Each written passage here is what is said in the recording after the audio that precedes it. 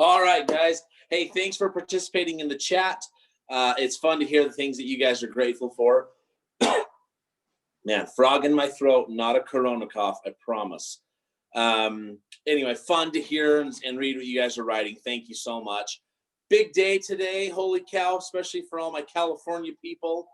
We've got Dodgers World Series Game 6. Are you ready? Let's go, LA. Come on, make it happen. And yeah, so good luck to all any other Dodger fans, but I know a lot of the California group, they are certainly fans. So let's go Dodgers. All right. I recently reread a book that I absolutely love. If you haven't read it, I strongly recommend it. Hey, Greg, I love to see that baseball.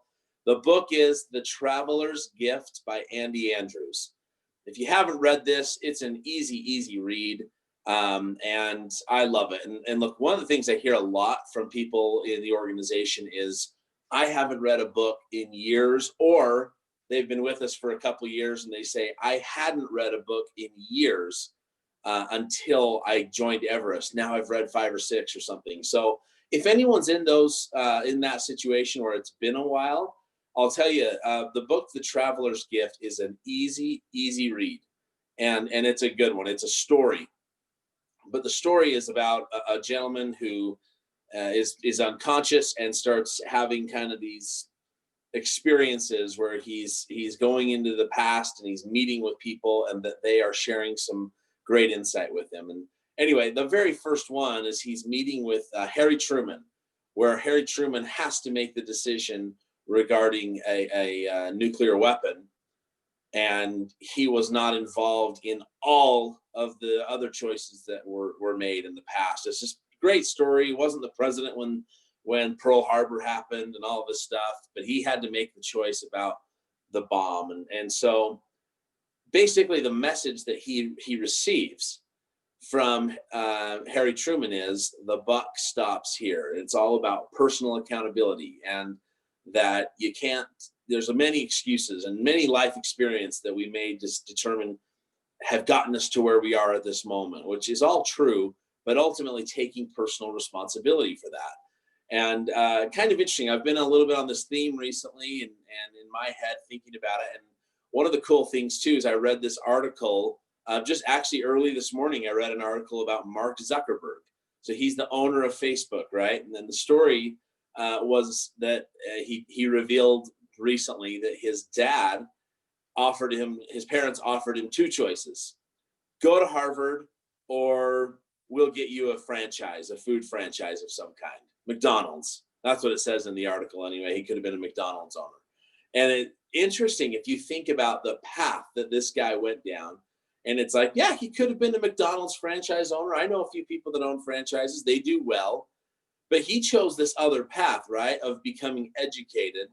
And it's kind of like he was handed a gift in a way of saying, like, here's the free ticket. Here's the opportunity for something to make a good living and have a good life and a good 6-figure income, wherever, whatever, and I think it's pretty remarkable, love him or hate him, that he took the option to go become more educated. He took the time to learn more. And he must have, he must have thought the investment of going to school was going to far outweigh any opportunity that he had in the world of being a franchise owner. And I think that is remarkable. And so thinking about this idea of the paths that we're on, the choices that we make, and I read a quote today, I wrote it down, it says, sometimes the smallest step in the right direction ends up being the biggest step of your life. Tiptoe if you must, but take the step. Think about that. Think about that personally for yourself. I'll repeat it again. I think it's such a wonderful quote. Sometimes the smallest step in the right direction ends up being the biggest step of your life. Tiptoe if you must, but take the right step. So, boy, you can think of that in a million different terms, but think about the steps that you're taking right now. Think about the direction that you're heading right now. Is it the direction you want? Talked about this on Thursday or Friday last week. Talked about it the time before that I did Morning Ascent, is just what is it that you want? And as I've done that, I've been reflecting a bit on this great meeting that I was able to attend. One of my heroes, John C. Maxwell, I went to one of his presentations a while back, and it was so cool to be in the room with him. It was so cool to listen to him. And I don't think you lose me if I pull up my notes, hopefully not. But I want to share with you a couple of the things that I learned from John C. Maxwell. The big message that John C. Maxwell was sharing, and he has a couple of books like that, but it was the book, The Power of Five, and it's living a life of intention. And he tells the story of a man who goes out to chop a tree. And so think about this, what he does. He says, he talks about a man who goes out every single day and he takes 5 cuts to the tree with his axe every day. And the question that John C. Maxwell asked is, well, hey, will that tree eventually fall? And the answer is yes. Eventually, it's going to fall. Eventually, if it's 5 cuts a day, every single day. The purpose of this and the whole idea from John C. Maxwell is that, you might go to a big training, you might listen to a morning Ascent, you might go to a 3-day Everest Cell System event, or whatever it might be. And we hear big things. We hear about big changes. And we have to remember that it's a process, that it's going to take time, that it's going to be, it's not something that's just going to change and flip overnight.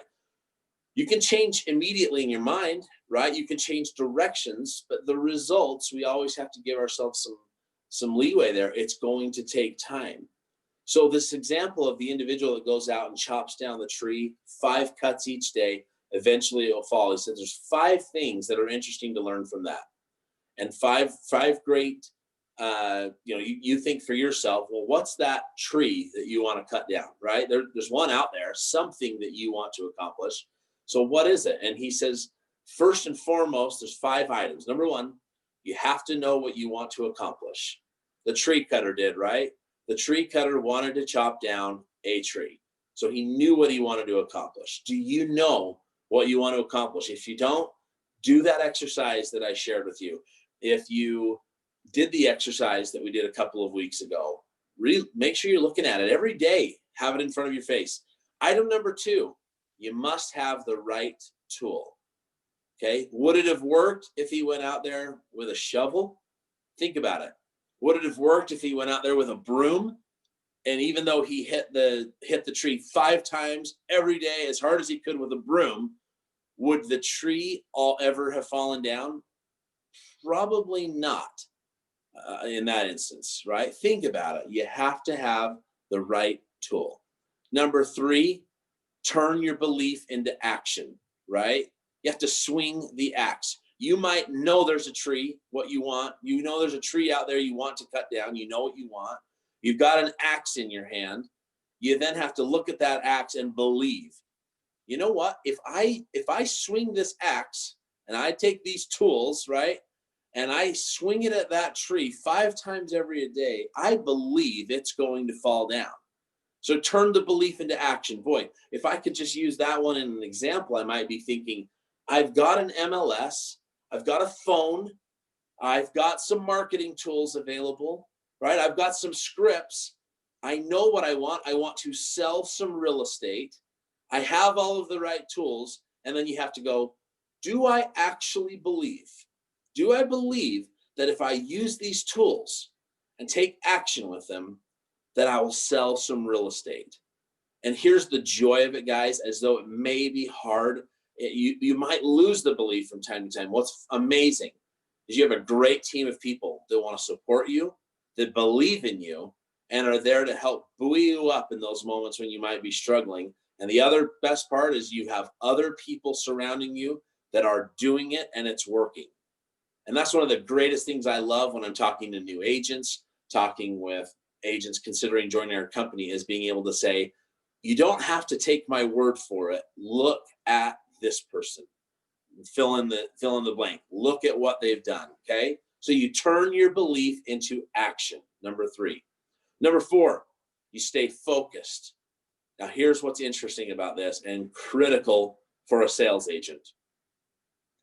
The tree cutter went to the same tree every day. Picture he has this big orchard full of trees available. And if he had gone to just different trees every day and done five chops with the broom, or excuse me, I'm doing the wrong thing. 5 chops with the axe. Would he have chopped down a tree eventually? Probably not in that instance. If it's just 5 chops on every different tree, you've got 1,000 trees there, you probably not. So what has to happen? You must stay focused. Remember, he went to the same tree every single day. What is that tree for you? I like to look at that as a couple things. It might be your schedule, right? You're showing up at the same time. Yeah, you're staying focused. I talked about this the other day, right? Are you focused on your dreams daily? He stays focused. Are you being focused on what it is that you want? The one tree, right? The prospecting lead source, the system and technology you might be using, the schedule that you're keeping, right? Whatever it might be, stay focused. And then, of course, finally is be consistent. So 5th and final, be consistent. He went every day. He or she, whoever the tree chopper was, went every day to cut down that tree. 5 chops every day. Think about this. If he did it twice a week or 3 times a week, that would be only, 40% of the time, which means it was going to take 60% longer to get the job done. I mean, if you start to really look at how that adds up, it's essential that in this business, you're consistent. And look, kudos to everybody on this call, because I know you're consistent. I know that you're showing up all the time, and you're here today, and you're here all the time. So thank you, thank you, thank you. The question is, what happens when this call ends, right? What are the actions you're taking as soon as this call ends? So John C. Maxwell went on to talk about the fact that you need to be consistent. You need to do all this. And he gave 5 areas where he believes in your life you need to be living an intentional life. So I'm going to give you those 5 items. Just, you can go read about this. You can look some more up. He's got speeches you can read, but I just want to give you the 5 items, because you've got to be consistent. For those of you that maybe missed it, let me just tell you one more time. The tree cutting example, a tree cutter went out every day, put 5 cuts on the same tree in the same place, 5 every single day with an axe. So the 5 items are: number 1, you must know what you want to accomplish. You have to have the right tool. You have to turn your belief into action. You have to stay focused, and you have to be consistent. And then the 5 areas where he believes you need to focus on is: number 1, personal growth. Be intentional about your personal growth. Number 2, your leadership. Focus on intentional living and growth in the world of your leadership. Number 3, your relationships. Number 4, your attitude. And number 5, living a life of significance. Whatever that means to you. All right. Again, number 1, personal growth. Number 2, leadership. Number 3, relationships. Number 4, your attitude. And number 5, living a life of significance. Think about for a moment, what would happen in your day if every day you had something going on that you were consistent at, right? 5 chops a day. This was his 5 chops. Number 1 chop, personal growth. If every day you were doing something, look, you guys are here. I see you on Morning Ascent every single day. The personal growth aspect is there. I see you at our other trainings. I watch you engaging in this. Personal growth is important to you. What is interesting is we've had times, whether it was pandemic time or whatever was going on, and we missed a few things. I mean, we'll sometimes go on these, when we used to go to like some trainings out of state or whatever, if we'd cancel a Morning Ascent, it was interesting. We'd always hear from people, hey, where's Morning Ascent, right? Or the week of Christmas or something like that. It's always so fascinating that we always hear from people. So be thinking about that. But in your life, right, the personal growth, the leadership, the way in which you lead those you love, your clients as well. I mean, your business, the more you focus on leadership, the more your business is going to explode in a good way, right? The relationships you in, what are you working on every day at creating better relationships and sustaining better relationships? Your attitude, right? the way in which you interact, the way in which you react. Are you happy? Are you sad? How do you feel about most things? Is there a lot of negativity or a lot of positivity, right? When you enter a room, what changes? And then, of course, living a life of significance. And we could dive deep into that. And everybody has a different thing that matters to them from a significant standpoint. But I think that these items are so good and so important for you to be looking at, to be considering, and it's just huge. So for me lately, look, it's been that John C. Maxwell book, it's been the Traveler's Gift, and then of course that opportunity. But boy, I'm going to read that quote one more time to everybody. Sometimes the smallest step in the right directions ends up being the biggest step of your life. Tiptoe if you must, but take the step. So if any of the things that I've talked about today hit home to you, turn around and take that step in the direction toward what it is that you want. And again, tiptoe if you must, but take the step. Agents, it was awesome to be with you this morning. So grateful for the opportunity to grow myself and learn some of these things, and of course be reminded of some of these great stories and principles that are taught. And I wish everybody has an awesome day today. And of course, go Dodgers, get it done. Game 6 tonight. I hope you guys are as excited about that as I am. If you're not, I don't want to hear about it. All right, guys, let's close up.